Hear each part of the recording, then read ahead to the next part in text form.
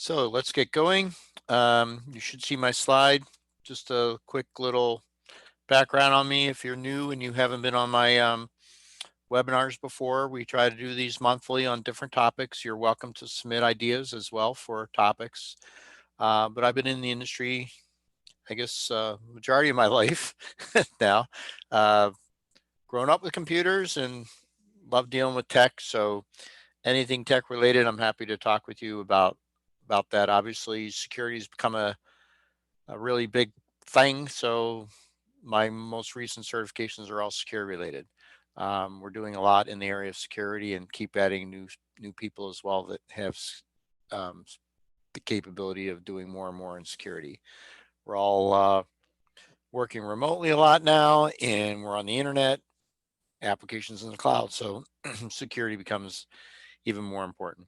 So any questions, I'm happy to answer them. My contact information is at the end of the slide deck too. If you'd like to get a copy of the presentation, we're happy to send it out. If you'd like a copy of the recording, it will be posted at the end on our website and on our YouTube channel. But you're welcome to email us, and we'll happy to send that out to you as well. Today's agenda is why is work from home becoming the new normal? We'll talk about that and its implications. And then I kind of grouped up the different collaboration areas. So we're going to talk about file sharing tools, chat and channels, online meetings, remote control desktop sharing, and calendars and scheduling. And then also what it takes to make this, when you start getting into these new tools, what it takes for this to work for you. And then as always, questions and answers. You don't have to hold them to the end. You can ask them as we go along, and I'll be happy to see if I can address them while we're in the middle of it. So if there's something specific, I'll see if I can help you, or I can always do some research afterwards. But that's our agenda for this morning.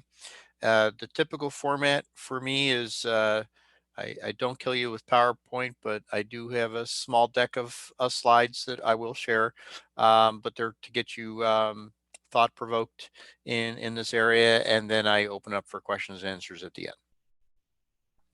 I know there's a mixed group of technical and non-technical. So again, if I use a term you're not familiar with or an acronym you're not familiar with, please just ask me in the question and answer window or chat, and I'll be happy to address it. And I won't call you out and say who didn't know it. No, I'm just kidding. So don't worry about that. I'm happy to explain any of it. Sometimes it's hard not to use the terms when you're explaining this stuff. So just if I do use something you're not familiar with, ask me. First thing, work from home. What's going on here? This dynamic shift has happened incredibly rapid, obviously because of the pandemic.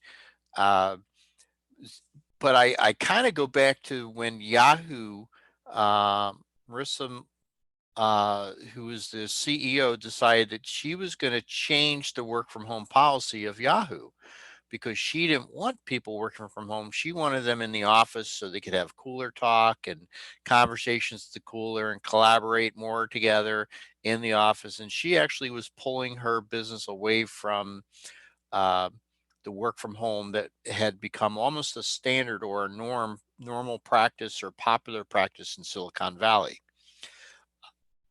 Some people looked at it as a way to manage flexible hours, parents dealing with kids, daycare situations, travel issues. Those are all became like reasons why people were doing more telecommuting, as we called it.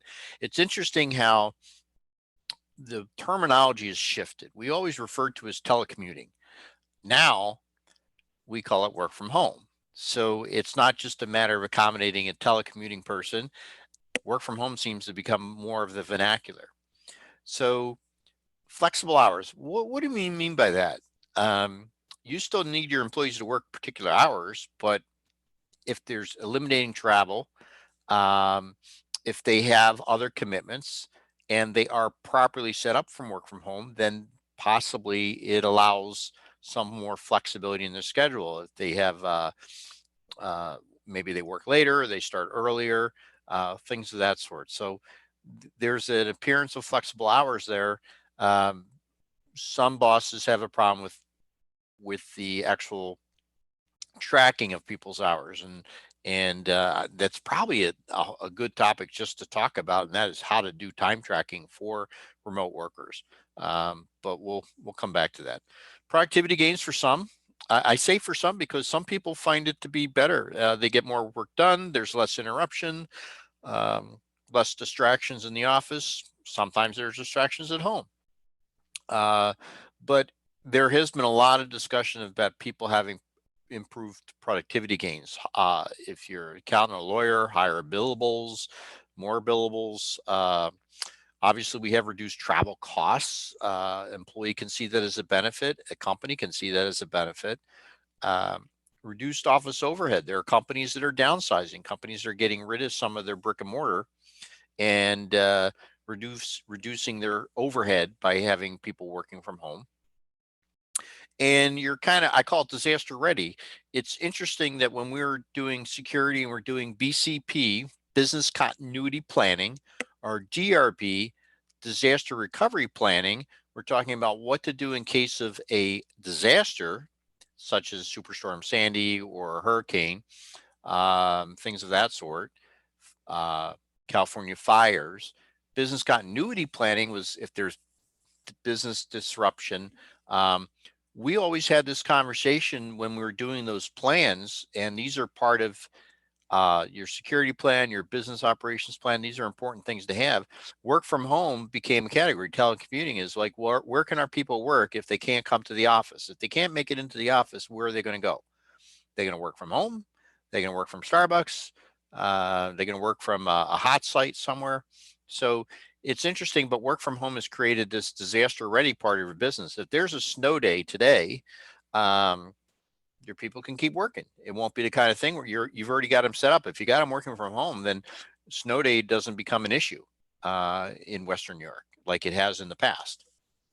So work from home can have its advantages. I'm not saying it's all rosy. I'm just highlighting the reasons why it's probably not going to go away too quickly because people are, if they're able to do it and their company is willing to accommodate them, I think this is here to stay, even if in a mixed schedule, maybe a couple days home and the rest at office, whatever. I think this is really not going to go away.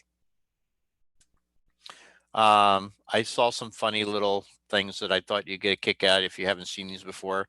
Um, Working from home, this lady had to tie up her kids and gag them. Anyone remembers the original movie, The Office? I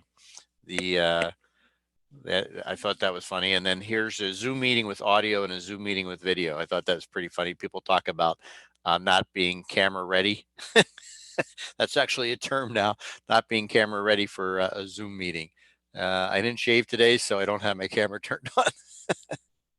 All right, let's talk about the first thing, and that is file sharing. This is probably uh, the most asked question I get about working from home is managing and handling file sharing. The benefit of these file sharing tools today is you do have access from anywhere. It can eliminate and change the whole approach to having a server in the office, and that's where your data is. Now your data could be potentially stored in the cloud and accessible from anywhere. It also solves the problem of trying to email large files. In the past, we would try to send files back and forth, and most mail systems, including Microsoft, limit the size of attachments. And this eliminates that because now you're not actually trying to send the file. You can send the link, which is a link is a pointer to where the file is located, and you could access it. So now you have ways of sharing files in the cloud. The other benefit of file sharing is keeping versions, keeping revisions or versions of a document.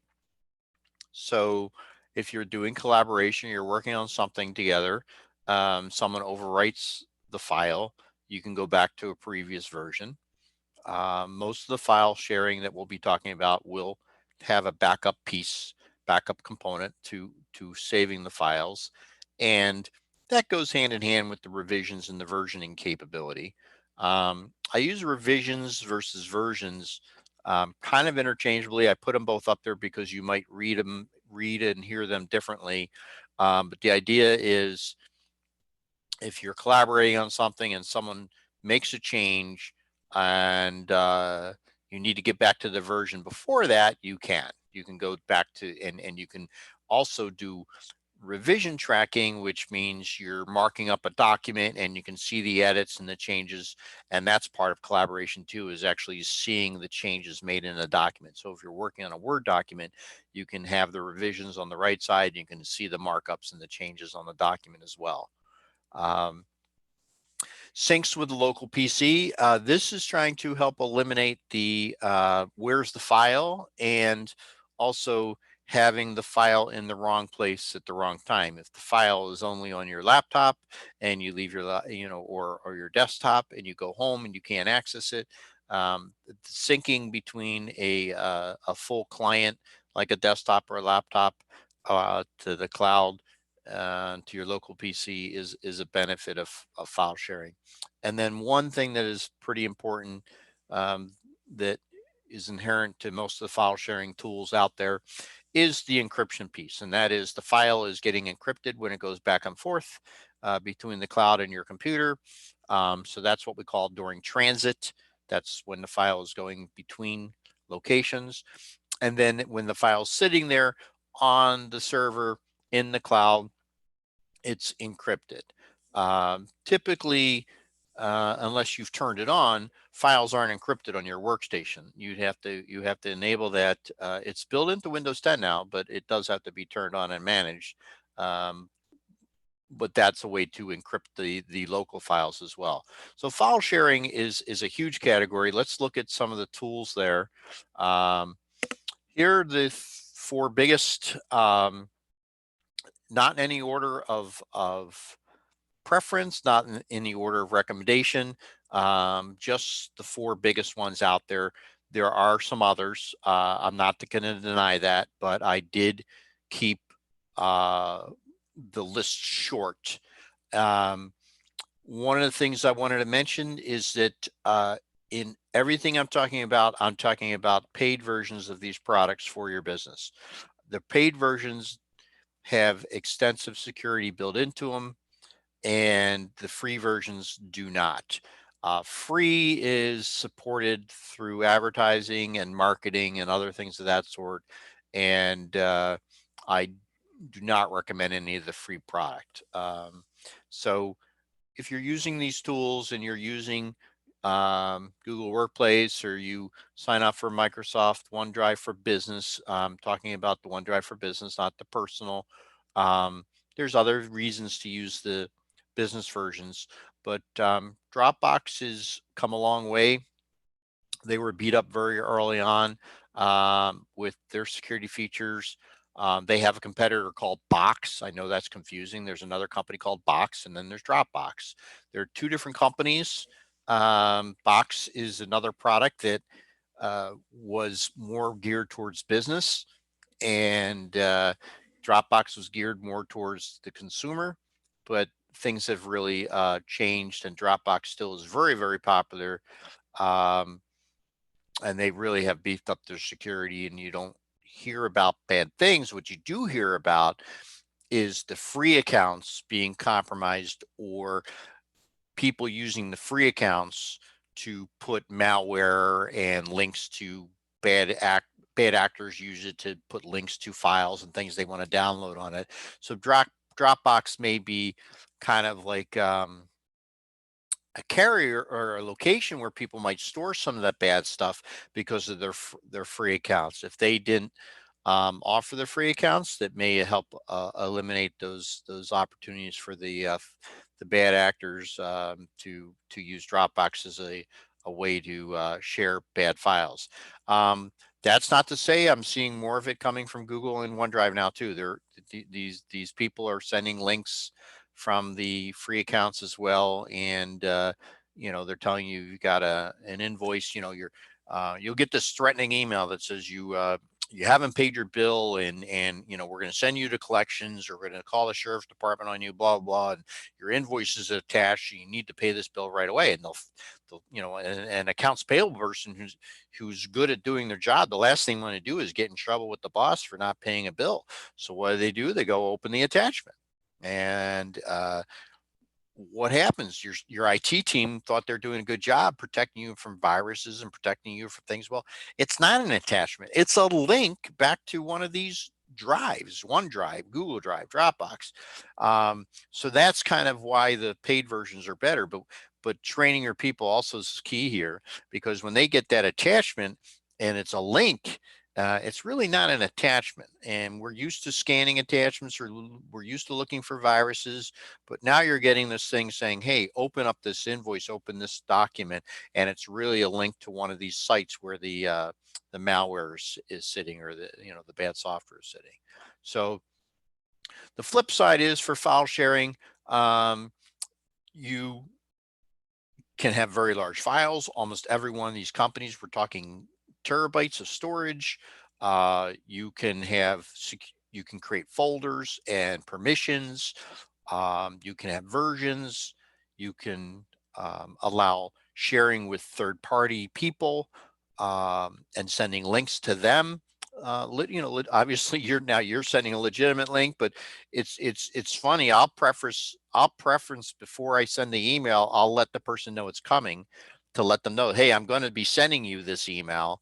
I'm sure at some point threat actors will start doing that too. But if you get the idea, is these tools are working very diligently at protecting your data, and giving you the version controls I'm talking about, the revisioning, the ability to go back and get to the previous versions, and do collaboration where you can be sharing documents and working on a document together. Chat. Chat, and I'm using chat different from instant messaging, but it's not different. What I'm trying to explain here is you may or may have experienced using chat at a website where you chat with support department or customer service. People are getting more and more comfortable with that today. I'm just making you aware of that. So it may be something you want to add to your website. You add a chat window, or the option, almost, I don't know what the percentage is, but most large companies now are offering chat as an option. You can add that to your site very affordably. What's the benefit?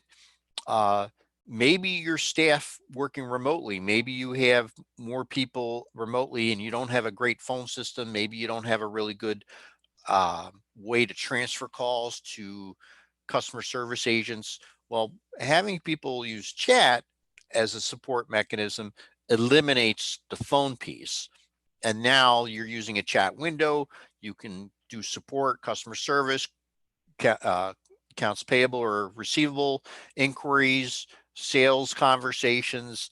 You can do that with anyone in your office. You can create the ability for them to be a part of the chat. So you're seeing more and more chat tools. They're very reasonable price. They're very easy to add to websites.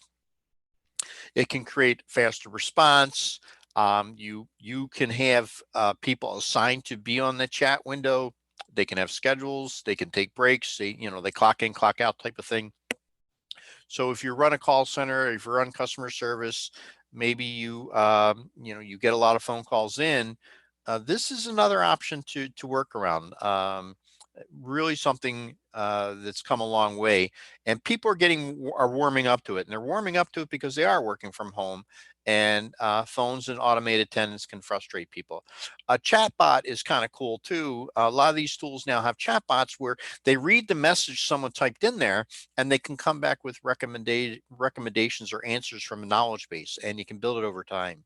What do I mean by diversity in staffing? Because you're not dealing with the phone, this is an opportunity to have people with language issues, maybe accent issues, maybe vision impaired, maybe hearing impaired. Basically it allows you to open up to a wide range of new staffing opportunities and help with the whole ADA and diversity in terms of staffing, because now by using chat window, you're really eliminating those physical issues as being a limitation, the speech, the language, that kind of thing. You also get nice conversation history and escalation options. So if you've done a chat before, you can actually have that history saved in a ticket. You can have the history emailed to the client or the prospect.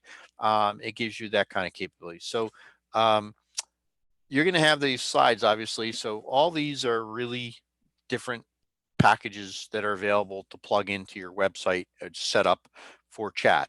Live chat is probably one of the most popular ones, but there's a zillion of them. And I would work with your IT department or in evaluating these and seeing what's going to work. Some of these integrate nicely with your CRM. Some of them will integrate with other tools as well. But basically, you can now have an agents or people in your office use the chat window as a way to communicate with customers and prospects. This is literally only the top 10. There's so many more. All these companies are trying to grab a bigger piece of the pie and the business. But as you can tell, live person, live agent, live chat, there's just so many of them to try to evaluate your web company might have something they recommend. If you're using Salesforce or some other package, there might be some ones that integrate differently with them.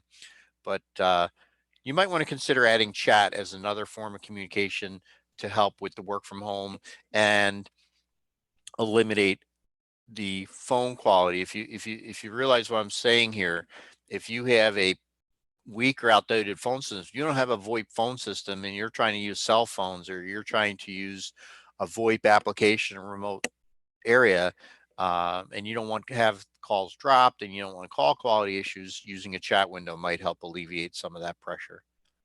Okay, let's talk about online meetings. This is probably the most talked about one. Everyone's probably most familiar with these. So I'm not sure there's a lot more I can add to them other than we're all kind of getting used to using Zoom and Teams and GoToMeeting. JoinMe is another one that's owned by LogMeIn. But online meetings are becoming the standard. You can eliminate on-person, you can eliminate travel, you can eliminate people's phobia about COVID. Salespeople really need to be embracing this, because if people aren't going to let you come on site to visit them, then at least you can try to set up a meeting and meet with people. You can meet with your teams. When people are working from home, you can still have your group and team meetings. So this is pretty much, we're all, I think, pretty much there. So not a lot to add to this. Teams, channels, and forums. I kind of lumped them together because there's all these new programs, not necessarily new, but there's all these programs that are becoming more popular, more prevalent in our world. And what they're doing is they're allowing us to have that chat or that instant message, that conversation, on-demand meetings with other people in our work groups or departments or our company. Allows us to share files. It allows us to have security and privacy, having private teams or private channels for conversations. It does create history and tracking of that information. It becomes a platform for integration with other things. So you get your integration to calendars and email, you get integration to a lot of to your file sharing and other applications. So Teams channels and forums, whether they're a source for storing documentation, standard operating procedures, how-tos, you name it, videos, it's all your media is covered. So they've become really, really popular. And you should have one. You should adopt one in your company and work with it. Let's talk about the differences between teams, channels, and forums. Before that, I had a question that was asked about online meetings. There is um, there is features to both Zoom and Teams that are popular. We use both. Um, and I think that Zoom is probably number one, but Teams now surpassed it in number of daily usage and members on Teams using it. So there's really kind of a little back and forth on who's first and who's second. I'm not sure it really matters. It's kind of like there's a lot more involved in Teams because the meeting piece is only one part of Teams, where Zoom, that's what Zoom is built for. So the big difference there, if anything, is Zoom was built as a meeting program. Teams is built as a collaboration tool. So if you're going to be in a team meeting, you'll find it if you're already in the middle of the team meeting, you're going to instantly be having access to everything else you would kind of deal with in that environment. So kind of different sauce, and we'll actually talk about some other programs that tie in with Zoom that kind of give it some of the features of Teams. But to get to the same level of what Microsoft Teams does, you've got to add some features to Zoom from third parties to get to the same capabilities. So just for online meetings, Zoom is probably the biggest. But now we're talking about more collaborative. I think Teams kind of wins out in the collaborative market.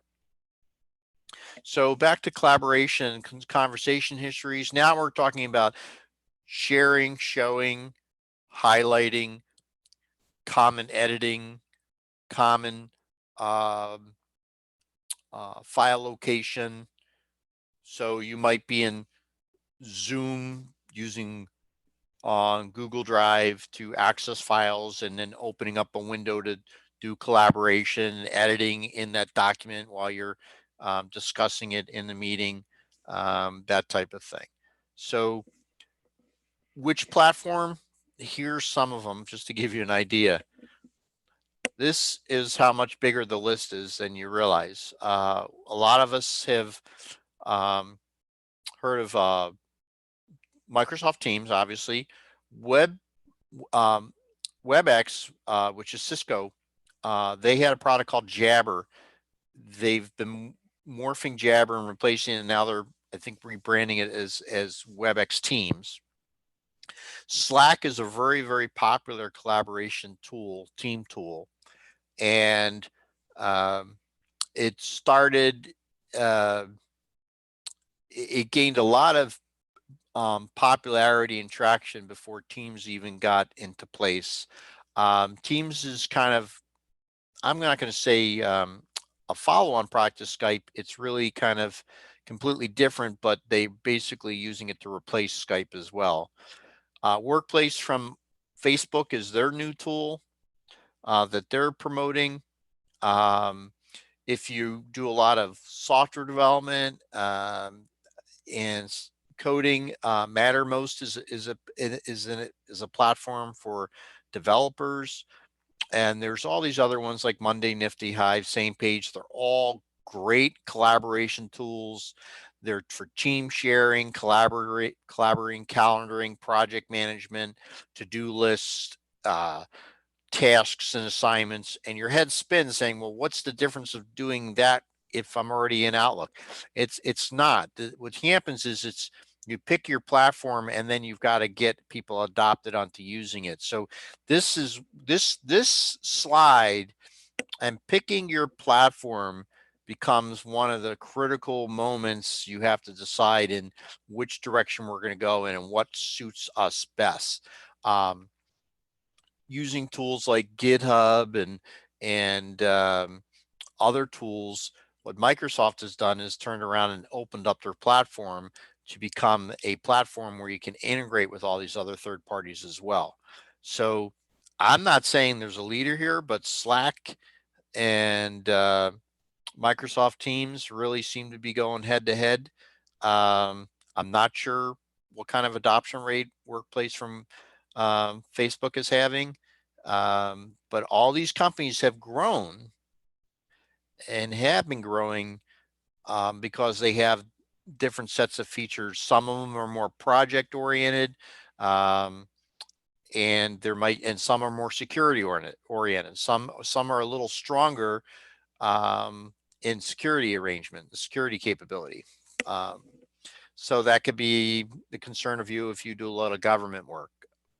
So again, I'm sharing the different tools, and what I use every day may be Teams, but that doesn't mean Slack isn't a good choice for your business, or Same Page, that type of thing.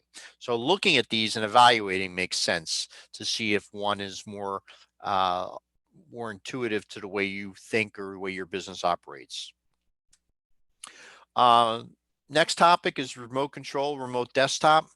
I'm trying to be careful because I don't want to use these interchangeably, because they are and they aren't interchangeable. But remote desktop is most familiar to people that use Microsoft or their terminal server and use the RDP client or remote desktop protocol, RDP, to get into from one computer to another and access the computer.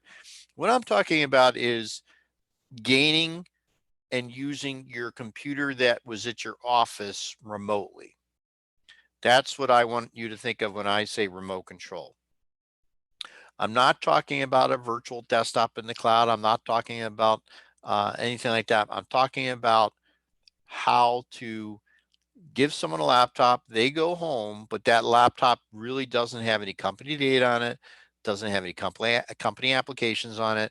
All it does is have VPN on it, and they use that little device to connect back to the office and run the computer in the office. That's remote control. That's what I'm talking about. I'm talking about not having to install applications or double up on your licenses and buy licenses for a home computer versus a work computer. This solves the problem of people saying, well, I don't use my personal computer at home. Okay, fine. Use your personal computer at home, but you're going to remote into your office computer, which we manage and we control. So what happens is you use your computer at home as a access point or jumping off point to get into the computer in the office. What that does, it even allows you to run such advanced programs as potentially CAD or graphics programs that you couldn't run over the network remotely, but you can run them on remote control or remote desktop. You get the full application versus web versions. You eliminate trying to transfer files to your home computer. You eliminate trying to print locally on your home computer. Now, when you're doing remote control, you're doing everything just like you were in the office. So it's a different feeling and a different tactic. It's been around for a long time, but people are starting to realize that I don't like when I go home, I can't get to this or I can't do that. Or my icons are different, my setup is different. How is this different from VDI and a cloud? If you did that, that means even your office computer is not local and is in the cloud. I'm talking about you already have a computer in your office, you already have applications running there, you already have it set up the way you like it, and you just want to access it remotely. That's what remote control is. So what are the choices for programs there? There's a lot of them. Maybe these names are familiar with, maybe you're not, but GoToMyPC actually is the highest rated one. You have Log Me In. Real VNC has been around for a long time. It got a really bad rap for some weak security years ago, but they've changed that. a company called Remote PC, TeamViewer, and Splashtop. So all of these are very popular remote control programs to remote into your office computer. Now, I highly recommend that your company takes a stance on who's allowed to use these, who can have access to these, whether you're going to turn on multi-factor authentication, um, who you're giving this ability to becomes important. What shadow IT is a term that was developed when people do things in the dark, in the shadows, that the IT department doesn't know about it. These are one of the most common programs that people do shadow IT with, meaning they'll go in and load this on their desktop, and so they can remote access their computer from home, and they kind of bypass security, they bypass the IT department. Um, this can be a real problem if you aren't managing it. So having a corporate policy around this and managing it and knowing that it's there and making sure you disable it when someone leaves is also pretty important as well. But this is a way. This is I'm not talking about the cloud. I'm not talking about virtual desktops. I'm not talking about even the terminal servers. What I'm talking about is remoting into your office computer, which gets asked quite a bit because you do not want to take your computer that you use in the office home and then try to run QuickBooks over the internet. You don't want to run certain accounting programs over the internet. That just won't work. You'll have to be using remote control, remote desktop, or a virtual desktop if you're going to really be running full application capability. Until we have gigabit to our houses, super high speed like we do in our office, you're not going to, this is going to be the best way to do it. So these are the most popular programs for that. Again, good choices here. They're all subscription based. Um, you pay per user, per computer, and some of them have family plans. Some of them have work pricing plans. Um, Again, stay away from anything that's free. Believe me, it's truly isn't free. Okay, appointments in a snap. This is one of the most frustrating things that we deal with today when we're doing all this remote stuff.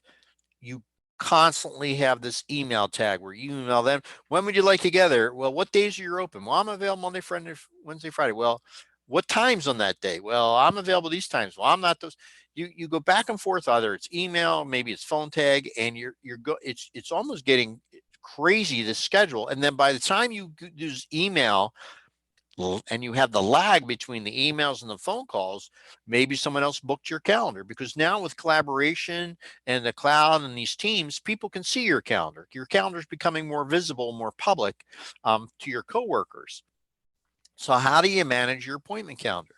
Well, uh, what you want to do is use a tool. Instead of going back and forth with the person, you say, here, go look at my calendar and book a time slot that works for you. And it's real-time access. They don't see the detail of your other appointments, but they can see when you're available. And they say, oh, and then you can allow them to pick a 15-minute call, half-hour call, 1-hour call, 2-hour meeting, whatever. You can pick and choose what you're going to do or what the appointment's going to be like, whether it's, and then you can also include your link to Zoom or to Teams or one of your meeting tools, GoToMeeting or something like that. You can include the link right in there. So it eliminates the email tag, phone tag, trying to coordinate calendars and schedules, which is literally a nightmare, wastes a lot of time. And then it also introduces after hours and automation. So I can send someone an email. So I've had people do this to me multiple times. Say, Dave, I'd like to get it in your calendar. You just need a half hour to talk to you. Well, now I'm going to get back into this loop of, well, when are you free? Well, I'm free here. Well, that doesn't work for me. How about here? Well, that time's not good. Oh, wait, I just got booked. Now I've got a conflict. So by sharing the link directly to your booking calendar, you're literally limiting all this lagging, and it lets the prospect or the client be in control. You basically say, here's my calendar, pick what's convenient for you. I'm available to you at your, and this is what I have open, and it shows your time slots. So it does mean you have to be more diligent about using your calendar, but now your coworkers can use it, your employer can use it, your prospects, customers can use it. I find this to be probably one of the best things I've added um, with the work from home and remote capability is adding this. Now, here's some of the different programs for appointment scheduling. Um, we use Microsoft Bookings because it's free and it comes with Office 365. Calendly is a very popular one. Um, and all these have little different capabilities. Some um, are used for large service appointment bookings. Some can be set up where they're for your hair salon or for an accountant. They can have scheduling for doctor's appointments. They can be scheduling for therapist appointments, for massage therapists, for you name it, chiropractor, whatever. All these different scheduling programs can work and integrate with either your Google Calendar, your Microsoft Calendar, you name it. They'll talk and link directly with your CRM potentially if you're using a CRM. A CRM is a customer relationship management tool. Think of Salesforce or Act or Sugar CRM or any of those programs out there that you might use. Um, Zoho or whatever, those are all CRMs that you may use for contact management. But these calendars and bookings really make it easier to book time with people, and they don't see what your other appointments are. They just see what's available. So you say, "Oh, I can book 9:30 on Friday with Dave." Great. As soon as they do that, they get a confirmation. It gets put in your calendar. No one else can book that time. It can have automated reminders. It really is a slick system and it works 24/7. You can add these booking links to your website. You can add these booking links to your signature. Um, you can literally just reply to someone and say, hey, book an appointment with me. The link is right down below.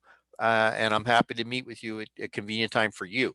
Um, so what you do is now just calendar management, and the way you block out time is if you need office time, you might block out time and put focus time down on your calendar, or you have to put your personal appointments on there as well. You can set up your hours of availability, your days of availability. You can block out when you have vacation. Maybe you don't want to book any appointments before 9 a.m. Maybe you want a buffer between appointments, 15-minute buffer, half-hour buffer, whatever. These programs all give you that kind of capability. And if you're not using one, you really should. I think you'll find it be one of the most productive time improvements for you. Okay, next, user adoption. I think this is the hardest. I came up with my own little formula. Mandating it, meaning the boss telling you have to do it, corporate mandate, government mandate is kind of where I got that from. So mandating people are going to use these new tools without training. So minusing training equals failure. If you mandate that everyone's got to use Teams and everyone's got to use Google Drive or everyone's got to use this program, that program, um, that's destined for failure if there's not training involved. If you don't include the training, and the process of how they're going to take advantage of it and getting them up to speed on it, it's not going to work. So you can flip the formula and say if you mandate it and you add the training, then you'll have success. So what are the ways to do that? I think lunch and learns are a great way of doing it. When in COVID, maybe you can't do in-office lunches, but you can still. I've seen people send out restaurant gift cards to employees. I've seen employees, companies use Grubhub, DoorDash, whatever. I've seen other ways, creative ways for people to set up meetings and do lunch and learns. Record training videos. Here's a new program for you. Left a parenthesis off there, but Loom. Loom is a really cool program that allows anyone to create a video. You can record your screen, you can highlight, it can follow your cursor, you can highlight items. So you can create your own little recorded training videos on how to use something with Loom. And that's a great extra tool, collaborative tool. Um, champion. A lot of times there's someone in your office that can be the product champion, that can be the tool champion. They can be the cheerleader, the person that helps other people learn the program. They can become the go-to for peer support. So finding that product champion, someone who really wants to learn it and live and breathe it, can be real beneficial to you in getting you some user adoption. Doing webinars like this, doing it for your employees, attending webinars like this, looking at the training videos from these companies. All these companies are really helping you get trained and using their products. There is just a swarm of training videos on how to use Teams or collaboration tools within Teams, or how to do things in Teams, how to do things in Google, how to do things in any of these products and tools. There's just so many of them that have been recorded, that are available for free. There's no reason not. Obviously, you always have peer-to-peer support. And then also try to do this in smaller chunks, maybe by departments. Get departments adopting different tools, and when one department sees how another department's benefiting from it, there tends to be uh, organic growth that way, by getting departments to adopt something. If purchasing starts using chatting or instant messaging and team collaboration, all of a sudden other people start using it. So that's the other thing that's really key to this, is for user adoption, is making sure you don't just say, hey, we're all signing up for this now. You've got to make sure that you include the training as well. Any questions, Miley? Not you, Miley. Miley's about to bark at somebody. Um, any questions, any comments? I'm happy to do any kind of evaluation or review of any of these tools with you. There are so many of them that basically we have to have a conversation about what your goals are, and kind of make sure that your structure, what you're already using, because some tools are better if you're already in the Google world. Some tools are a little bit better if you're already in the Microsoft world. Some tools are better depending upon what your accounting package is or what system you're already on. So there is some adoption, that criteria that might come into play based on what you currently have or using for your software, your systems. So it doesn't hurt to have the conversation and then discuss that on which of these tools we might want to evaluate. My information is here on the screen. You can connect to me on LinkedIn. You can email me, and you're welcome to get a copy of the presentation, so you have all the different product names. All of them are easily accessible on Google. Once you have the name, you can go to their site, and I will tell you that you can't go wrong with any of them. I feel that there are a lot of neat features in all these tools, and I know you and your employees can really benefit from this. So yes, Microsoft Bookings is very easy to use with Teams and Outlook. It takes a little getting used to. Once you set it up, then it's done. Once you build your bookings page, your bookings link, you can just send that link out to anybody, and all it does is look at your Outlook calendar for you, and you can tell it. You can set criteria, and each user can have their own. You can do one for a company. You can do one for individuals. You can really. It's not the highest rated one. What I mean by that is there are other ones that get higher scores, but the fact that Microsoft gives it to you for no cost along with your subscription makes it why I'm using it. I didn't want to have to go out and pay for yet another subscription or add-on, because some of the other ones would cost almost as much as the my mail program I'm already paying for. So, or mail service I'm already paying for. So um, the I'll show you on I'll do a quick little demo of let's make sure I share my screen here. Screen 2 is being shared. Okay, good. So let's minimize that and let's bring up bookings.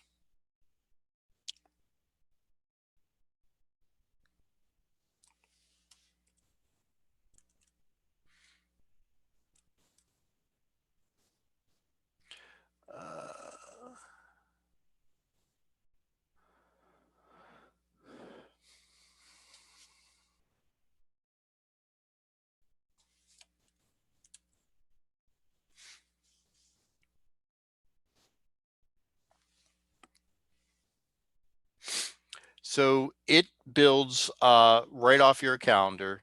It says buy it now. That's kind of interesting. You don't have to buy it because it's you get it for free with the program, and it's really nice how you can actually build in services. So you can create your screen, you can put your logo on here, you can create your different type of service. They can be free, you can have dollar amounts, and then people can book the time.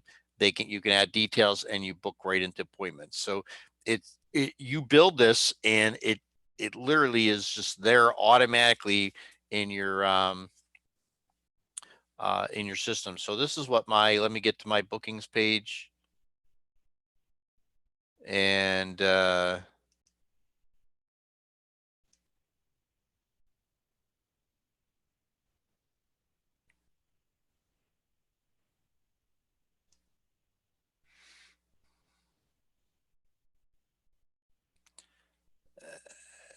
come on.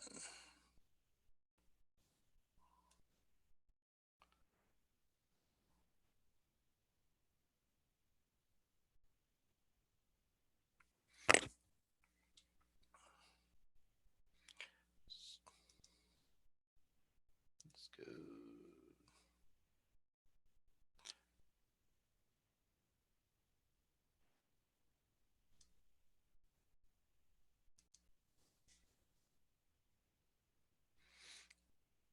So I created this booking page for me,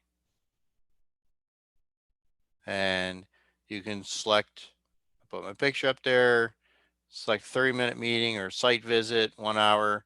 Then you can book your time, you can add details, and then you book the appointment. So if you come in here, it's kind of hard to see the bold, but when you click on a day, if I pick that service, it will come in and show you the times they're available to book with me. So it doesn't show you anything on my calendar. It shows you when I'm free. So if you wanted to book an appointment with me tomorrow, those are available time slots for a 30-minute meeting. If you wanted an hour visit, those would show the time. It would change and tell you when I have available those hour minutes. So it is pretty easy to use. This is what the page looks like when it's published. Over here, you just go through and you're building your services and you're building your pricing if you want to have pricing. You build your business information, you build your hours of operation, you put your company information in, uh, that kind of thing. So it's really, and then this is the crazy link. But what happens is what I do is you copy the link. Let me teach you something really quick here. So there's that link, right? So I copied that link. Let me go to Outlook and I'm going to create a new email. And I'm going to bring it over so you can see it. So if I'm going to email,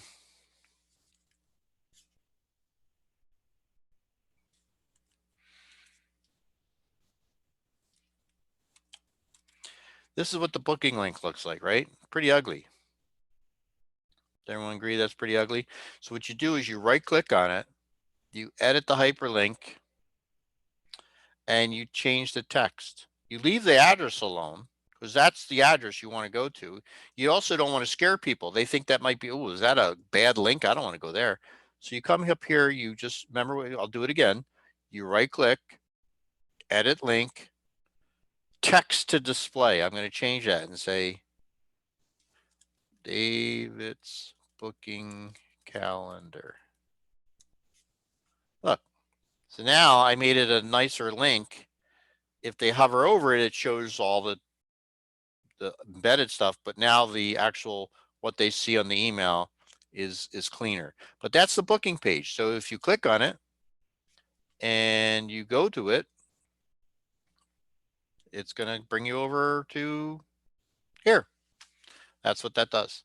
So that's Microsoft Bookings. That's the one I use. Calendarly is one that I've worked with a lot of other people. That's a really nice one too. But it costs money. I mean, it's not free. I mean, it's reasonable. Don't get me wrong, but that's another $8 per month per user, $12 per month per user. What's included? Well, if you're on the free stuff, ads, you're dealing with ads, but it integrates with Google Calendar, Office 365, Outlook, and iCloud. So basically Apple, Google, and Microsoft. But look how much money per user per month.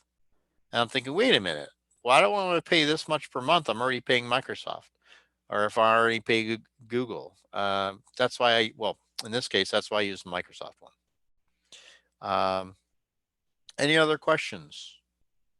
We're at the top of the hour. I hope you found this to be useful information. And as I said before, we're welcome to email me with any questions, and I'm happy to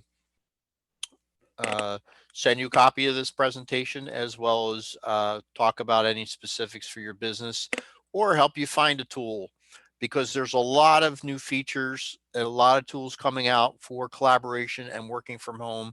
So you just tell me what you're struggling with or what issue you're having, and I promise you don't have to reinvent the wheel. Someone else is already doing it. Someone else has already found that to be a similar problem and addressing it. So a lot of great tools are coming out of all this stuff that we're dealing with, and happy to guide you through that. So I hope you have a wonderful rest of the day and the rest of your week, and don't hesitate to email us, and we'll be happy to share the rest of the presentation with you, the slide deck, so you can, if you didn't try writing down all the names, I don't think you could keep up that way. But have a great day, everyone, and see you next month for our next webinar. Any topics, send them our way. We're happy to delve into anything that might be useful for you. Have a great day.